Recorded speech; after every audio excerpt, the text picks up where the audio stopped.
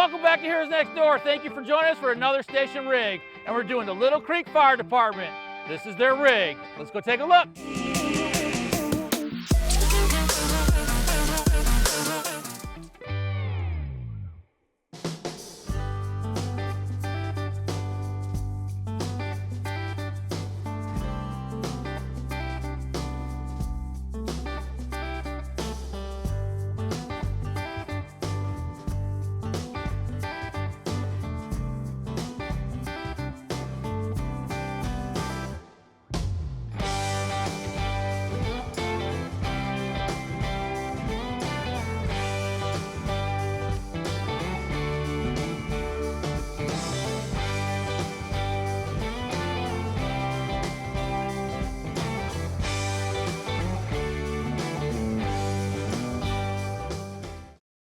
So today we're going to be meeting up with the Deputy Chief, Steve. He's going to walk us through this. This is a unique rig because it's been re-chassied. So I really want to get a good inside look at this. Steve, nice to meet you, bud. Mike, how's it going? Good. I'm going to open your door if you don't mind. All right. Stay right there. Thanks for inviting us down. Yeah, no problem. So this is a very unique truck. When I was doing some research, that this has been a re-chassis. Yes, sir. So can you kind of talk us through that? And let's start out in the cabin. What you have in there? All right. So this is the original truck was a 88 Seagrave with a aerial scope on it. It was originally East Islip on Long Island, New York. In about 2009, it got sold to the Barrington Fire Company outside of Camden, New Jersey. And then it was re-chassied in 2016 by Pierce. So that's what makes it an oddball truck. It's a Pierce with an aerial scope on the back. Right, right. So, I love the fact that fire departments actually can do that too. You know, we always talk about getting brand new vehicles and stuff like that, but having a re-chassis is a good way to do that. It saves a little bit of money, and you have some pretty unique vehicle out there. Absolutely. We actually had a tower ladder before this, a 04 Pierce rear mount 100-foot.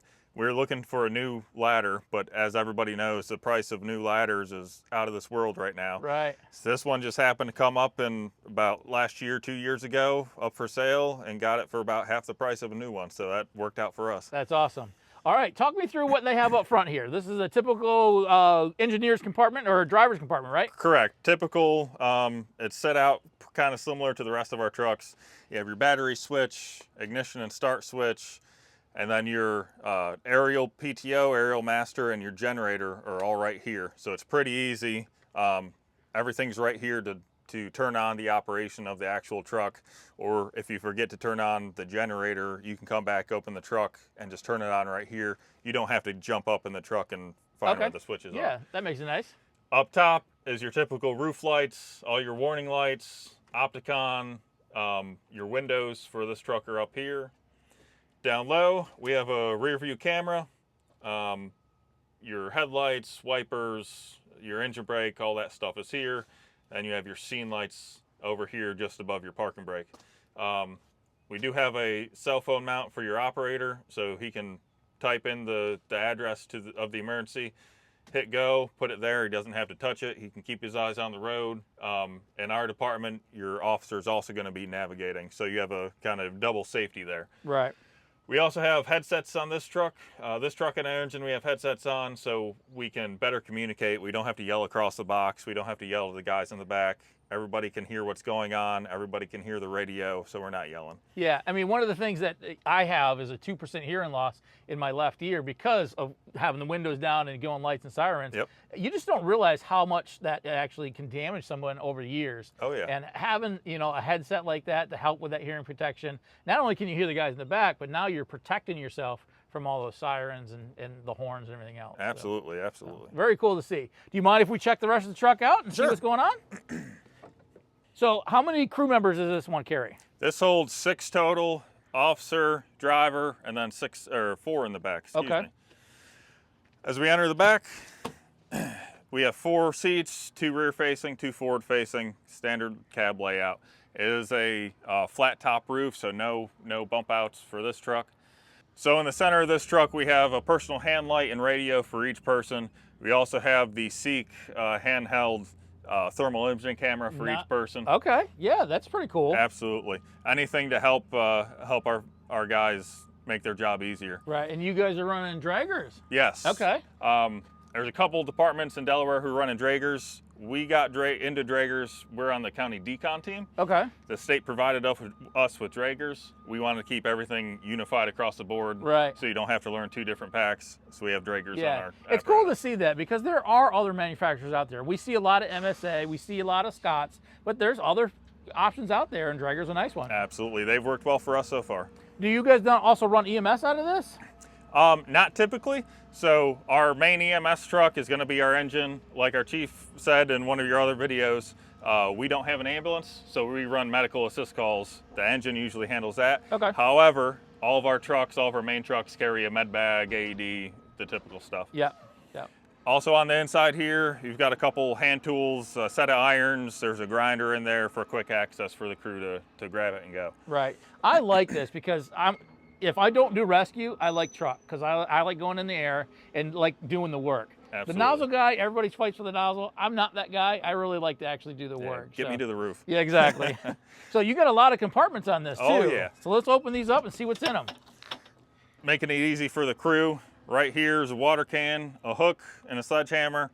For the guys, we have 4 rolls. So if the set of irons guy is on the other side, the entry guy, the bar guy. So whatever your roll is, most of your tools are right here next to the door after you get off the truck. Quick and easy and get right to work. Open the door, grab it, and go. Okay. Down here we have a large area search bag. Again, quick, easy, grab it and go. So some people may not understand what a large area search bag is. Okay. Essentially, that's rope, right? Yes. So it's a couple 100 feet of rope, and in our case, it has knots tied in it every 10, 20 feet. That way, you have a team going into a large area. You have it tied off on one end. As you enter, you can clip into that knot that's tied in the rope, go search off, but you're always connected to that rope so you can find your way back. Right. Unlike an engine where you actually have the hose that you're bringing with you, Correct. That's what they're following. Yep. Having that, it's basically the same kind of thing. Yeah, it's your lifeline, it's your tether to get out. Yeah, that's cool. Up here, we have the operator's panel to set out the outriggers. We have a camera up there. It shows the other side of the truck, so you don't have to walk around the truck to guess where your outrigger is going to go. Nice. You have a camera right there. Okay. And all your controls are right there. I noticed when I was walking around it that you have outrigger in the middle, but you also have stabilization on front and back too. Correct. That's the thing with the aerial scope. You have the centerfold outriggers, then you have the stabilization in the front and the rear. Okay. Now, does this carry any water at all, or no water? This is a dry. Okay. No water, no pump, dry stick. Yeah. It's pretty typical. A lot of the sticks and aerials that we've been seeing are the dry, and you have to have a complement of an engine or a pumper to get that done. That's actually how we got this truck. So the Barrington Fire Company in New Jersey was combining with another company. Okay. And they didn't want a dry truck. They wanted a quint type truck so they could staff 1 truck instead of 2. Okay. And that's ended up how we got this. Hey, it works. Yep. Yeah. As we make our way back, you have your inlet. It does have a pre-piped water system, so the engine can just hook up here, flow to you. How far out do these outriggers go? And these are flop down versus the telescoping. Correct. They're the flop down old school aeroscope outriggers. They're about 5 feet out. They actually have a light. It's better in the night, but they have a light that comes on and points to where that outrigger's going to come down and hit. Okay, nice. Makes it easy. Yep. This is our driver's compartment. So we train our drivers not just to drive, but to also operate. Okay. So their gear goes in here. They have an air pack. They have this stuff to hook up the truck to the engine if it's supplying. We also train to pull meters. Not a lot of people pull meters. We've been trained by our local jurisdiction to pull meters. Okay, so cool. That's one unique thing we actually do. Yeah, for us, a lot of the companies, they call Pico to pull Yep. a meter or something like that. Yep. We also have our blowhard fan in here. Okay. In here, we have a charger for a TIC, the thermal imaging camera. That usually sits up with the officer in the front. Spare batteries for our power tools. We have a man versus machine kit, so your ring cutters, grinders, water, soap, anything like that. Yep. Maybe a rabbit tool or something. Yep. Basic toolbox up there. Gotta have those. Absolutely. We have a power drill and a sawzall up there. Okay. So I've noticed that a lot of the companies around the nation are starting to go to electric. Absolutely. Are you guys considering that? That's what we've been doing. We've switched, I think all of our fans, our positive pressure fans are now electric. We're switching all of our tools over. We still like to have that redundancy of that powered Sawzall in there. Right. So in case something does happen, the batteries didn't charge because the truck wasn't charging, we still have that availability. That's perfect. Yep. All right, in this compartment, we have a spare air pack bottle. They're pretty standard around the truck. We also have another water can for ease of access.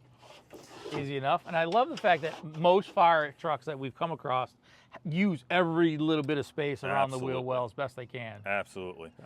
While we're here, before we go into that compartment, up top, we have a couple extra hooks, and then in the center, underneath the aerial itself, we have a grain rescue system. Okay. So the state of Delaware provided grain rescue systems throughout the state to rural communities that have grain silos. Yeah, yeah. So we have a grain system up there. It's the metal slats that you put in to surround a person. Okay. And then you put a drilled auger in there, suck the corn or whatever out, and easier to get them out. Yeah, I haven't had an opportunity to work with those, but I've seen them, you know, on YouTube and stuff like that. It's pretty cool because people don't realize you step on that grain, whether it's corn or whatever, and it's like quicksand, and you're really going down. If you start moving, you're sinking. It gets to be very challenging to get somebody out of that. Absolutely. So having a system like that really makes a huge difference. Absolutely. Yeah.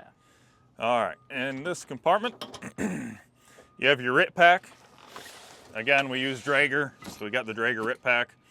So we also do vehicle rescue off this truck as well. Okay. So you'll notice we have the leaf blower, squeegee, some brooms in there. We also have a Streamlight portable light tower in there. Okay. So this isn't your primary rescue, but if you're out and about, maybe you're coming back from something and you run into or you need extra assistance, this can do it too. Correct. This supplements our squad. So our squad's our main vehicle rescue piece. This supplements and just brings more equipment to that scene. Okay. Looks like you got your pads and stop chocks underneath. Yep. Wheel chocks and your pads, we have it pretty easy, color coded. The red handles have magnets on them. Okay. So we put them on the outriggers that come down. That way we can just stick them to the pad when it's up, put it down, and not have to worry about guessing where it goes. It's coming, right. So this is our saw compartment. This is where all the work starts. Oh yeah. Yeah, that's what we're bringing up. Three K12 saws and a chimney chain set, and we have 4 chainsaws as well. And it looks like you got different blades on each of the K12s. Correct. Each of the K12s. You got a concrete blade, you got a roof blade. Roof blade, yep. Yeah, that's nice. It's good to have those all preset too, because absolutely, even though we do know how to change them, that takes extra time. Absolutely. And when we're going to a roof and, you know, the chief calls for, you know, making that hole for venting, we got to be able to do it. Now. And just, you don't have time to really change it. So love that idea. We also have a Stokes litter, and it has a backboard, some rope. It's set up for RIT. So if we have to be the RIT for a fire, grab this in your saw and your RIT pack and go. Okay. I love that it's transverse too. Yes, you can pull it from either side. Yeah, that's a good way to store that. Yep. What is RIT, Mike? RIT stands for Rapid Intervention Team. So, you know, it's really for rescue of the firefighters. Correct. You know, if they go down. You know, many times we're there for the public and we're doing stuff, but if we go down, we got to be able to get each other out. And that's what it stands for. It's a Rapid Intervention Team that's standing on the outside of the building, ready to go at a moment's notice. All right, as we make our way around the back, you have the ladder to go up into the bucket.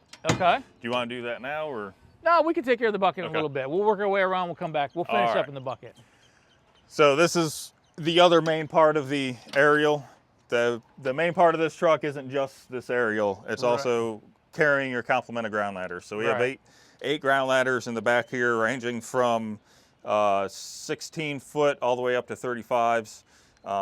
We also have a couple poles, attic ladder, but a big complement of ladders. And the way we train is you throw ladders until you run out of ladders or windows. Yeah, yeah. That's a good thing to have. And that's really what truck work is all about. Absolutely. Is not only is it to get into a fire if you need to, but it's for that, you know, ground engine that made it in, got to the second floor or even in the first floor, and all of a sudden has to get out quickly. You want to have a safe access. Absolutely. And that's what the ladders are for. All right, make our way around the side. We do have a generator on board. Okay. So we have electric reel here so we can pull it to wherever we need it. In the back here, we have our fire extinguishers. I showed you the water cans on the other side. We also have to carry the fire extinguishers. Okay. This side of the truck's the same. You have your wheel chocks and your outrigger pads. Makes sense. And your rescue tools. And your rescue tools. So this is our rescue compartment. We use some outro tools here. Our squad carries a complement of battery powered and generator powered. Okay. This is strictly generator powered right now. In the future, we may end up putting battery tools on here. Sure. And don't get me wrong, I'm all for the battery powered stuff, but this stuff works. It's worked for years. It does really good. And once you train on it, and you guys do a lot of training. I see your training facility behind us here. Once you're trained on it, it goes into service pretty quickly. Yeah, absolutely. We train pretty much on something every day. Right. We always have cars here to cut up. We're always running drills or whatever, but we're always doing something. That's perfect. So you got your complement of hydraulic tools. We run the Junkyard Dog strut system. Yep. We also have your regular floor jack and a tie back strap or tie back system to be able to tie back cars that are on their sides. Right, right. Yeah, this is nice and clean. I love the fact that it's well organized. It's not overloaded with too much stuff. Even though, it's designed to be a truck, you're doing rescue, and this is a great compartment. Absolutely. It fits well there. It looks nice, and that's exactly what we need across America. That'd be nice. So. All right. So up top here, we have a little giant and then a 6-foot ladder. We have a lot of mobile homes in our district, and we also have a lot of split levels throughout the surrounding district. So a nice 6 foot to get up to that elevated first window is a nice thing to have. More storage. More storage for your bottles. Yeah. More storage. So for one your of the bottles. debates that you're going to hear: bottle versus cylinder. Some people are going to call it cylinder. Some people call it bottle. So. Depends where you are in the country. Just Exactly. like the tanker tender. Exactly. Rope rescue equipment, more rope rescue equipment, harnesses, things like that, all set up, ready to go. Are you guys doing the high angle since you do have the capability of the ladder, or are you doing more of the lower angle? More of the lower angle. We have the basic equipment to do those. The county does have their own high angle team. So if we get in a situation where we need them, just give them a call. They come out and they handle that. Okay. Yep. So we can support them in that effort. Since we are around a lot of water, we also have a small water rescue compartment on this rig with your water suits, a throw ring, life vest, throw rope, and then our cooler full of water. So tell me a little bit about your area as we're here. So we are in Dover, Delaware, which is the county that you live in. Yes. But where are we exactly, so we can let the viewers know? So Dover and Dover Air Force Base are kind of what we're sandwiched between, and then the Delaware Bay on the east side. So we're sandwiched between the metropolitan area of Dover and then the Delaware Bay on the east side. So we have a lot of bay response and a lot of tributary response off of the bay. So we have ponds, creeks, rivers, a couple smaller lakes, and then the Delaware Bay itself that we respond to. Okay. Are you more residential? Are you more commercial, farmland? What do you service? We have a mix of everything. Mainly, we have a lot of farmland with smaller communities. We have a lot of beaches. We have 2 beaches that have a lot of houses on them. At those beaches, we have houses that are built on pilings or stilts, as we call them here. So they're 3-story houses that are already a story and a half off the ground. Yeah. So that adds a challenge to our district. That was actually one of the reasons that we went into the ladder business, because they're one way in, one way out streets. Right. By the time a ladder from a neighboring district gets there, they're not going to be able to do much. So getting this there second due after the engine is pretty vital and important. Yeah, that's really thinking ahead for your community and making sure that you have the resources available to service your community appropriately. Absolutely. So, about how many calls do you get a year? We run around 600 calls a year. Okay. About 43% of those would be a medical assist type call. The rest of it is all fire related in some aspect. Okay. And my understanding, you guys are 100% volunteer, is that correct? Absolutely. 100% volunteer. Don't have any paid people here. And we staff around the clock 365 days a year for the last, since May 23rd of 2020. So 5 years, Nice. a little over 5 years. Yeah, that's very unique that, we're struggling for volunteers throughout the nation. And the fact that you guys have that kind of service and what you do here is really cool. If you guys haven't seen it yet, or maybe I haven't even put it out yet, we're doing a Station Cribs on this, and they're really going to talk about their live-in program, the amount of volunteers. It's really cool to see. So make sure you guys hit subscribe, hit notifications, smash those like buttons, and check out for those videos in the future. I think we're getting close to the end here. What else do we have? All right. We do have hooks coming off the side on both sides, easy access.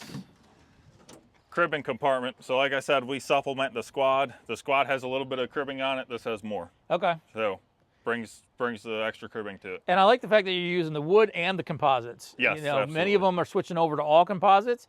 I don't mind them, but you don't know when they're breaking down. Yes. There's something to me that's like, you know, I can see when the wood's breaking down. I can hear it when it breaks down versus composite. So the fact that you're combining them, good job. And you can cut that wood down if you have to for whatever situation. Yep. Coming to this side, you also have a water inlet on this side, so you have water inlets on both sides. That's just your breaker panel for all your electric. Okay. And then we have a couple jack stands and a bottle jack for the small rescues. Yeah, nice and easy. Makes it simple. And that's the opposite door. You got your other hooks in there and your irons. So this is for your barman. You have two Halligan bars and a set of hooks.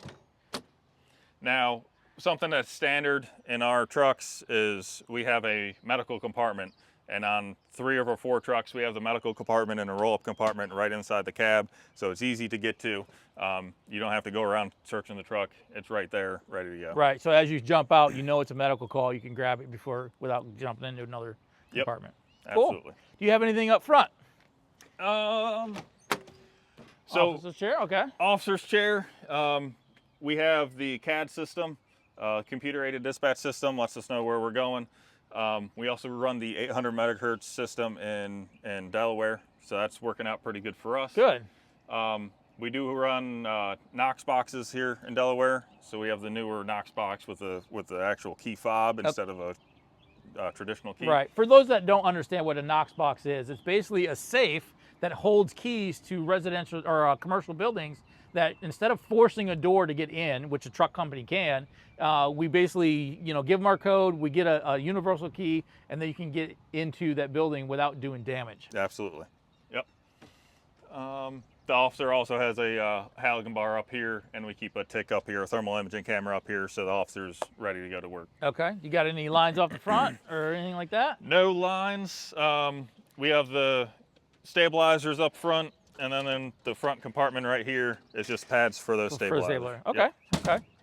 So are we able to maybe make our way up into the bucket and kind of show the bucket a little bit? Absolutely. All right, let's go do that.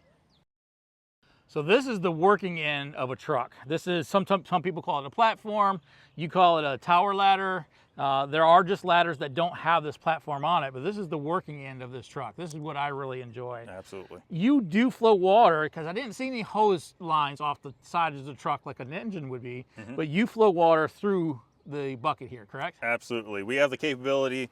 We have a pre-pipe water system on this truck, so we can have an engine or a tanker or whatever hook up to us, and they flow directly from their outlet through the nozzle here.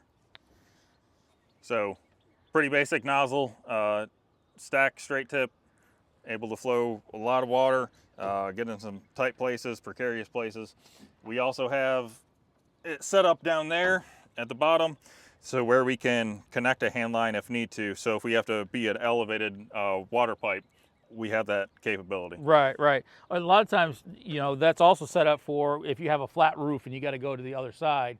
You don't want to just use your master stream to hit over there. You can actually run a hose, get on that flat roof and get over there. Yep. So, and then up here you have a couple different things, right? Yep. So we do have a couple small sections of hose, like I said. So if you have like a soffit or something that you can't get under, we have a small section there with a nozzle on it. We also have a section 1 3/4. Okay.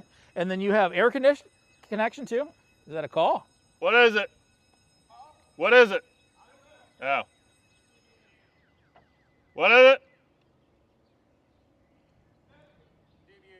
Oh, okay, we're good. Okay. Mike, do you want to just run through what just happened? Yep. Yeah. So while we were filming, they heard the bell go off and they're getting a call. Fortunately, it's not a fire call. It's actually a medical call. So another crew is going to be taking that. We're going to try to finish this up. We're just about done. Thanks for hanging in there with us. And I think I was talking about the air supply. Absolutely. So we do have breathing air supplied on board.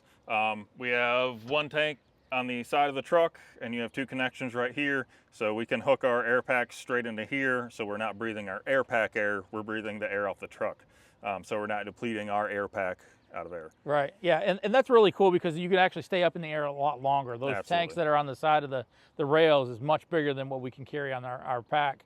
And then, you know, you're up and out, but you still need to be protected. Absolutely, yep. All that smoke coming out of the roofs, it's not good to breathe, so any amount of air helps. Right. Now, normally when you put this up, do you put 1 guy, 2 guys? What do you run up here? Depending on our staffing, we have the capability of running 1 guy in the bucket. If we have the staffing, we'll run 2, do 2 in the buckets. And then once you're up, if you need more staff, they can just climb the ladder and cut through, right? So on this truck, this ladder that's on the aeroscope itself is a emergency ladder. So it's for us to get down in emergency. So it's not like a typical aerial or tower ladder where you can climb up. Okay. That's strictly for emergencies. Gotcha. So if you need more people, you're putting it back down and coming back up. Okay, fair enough. That works. Yep. Absolutely. And these are the controls, right? Absolutely. So it kind of looks like a fighter plane. It has a joystick there. It's a little interesting to get used to at first. Yeah. It's just like flying a flight simulator. It's very touchy. Okay. But once you do it a couple times, you get the hang of it. Right. Yeah, it's kind of unique to have it down this way versus straight up and down. So, you know, when you're standing like that, it actually feels more natural than having it up and down. Okay. Man, Steve, this is absolutely awesome. I appreciate you guys taking your time out of your day and showing America, you know, what you have and what you're running here. I appreciate that this is 100% volunteer service. If there's anybody in the area and they want to volunteer here, how do they go about doing that? So they can stop by, get an application. They can go on our website, littlecreekfire.com, and there's a help button or a contact us button that they can do. They can also go on our Facebook, Little Creek Fire Company, and go on there and give us a message. Awesome. Thank you so much. We really appreciate that. Thanks for coming out. Yep. Once again, this was Heroes Next Door. This was the Station Rigs with the Little Creek Fire Department. Thank you all for watching. Make sure you hit subscribe, notifications, smash those like buttons, make some comments below. What do you think? So look after each other, stay safe, and we'll see you again next week.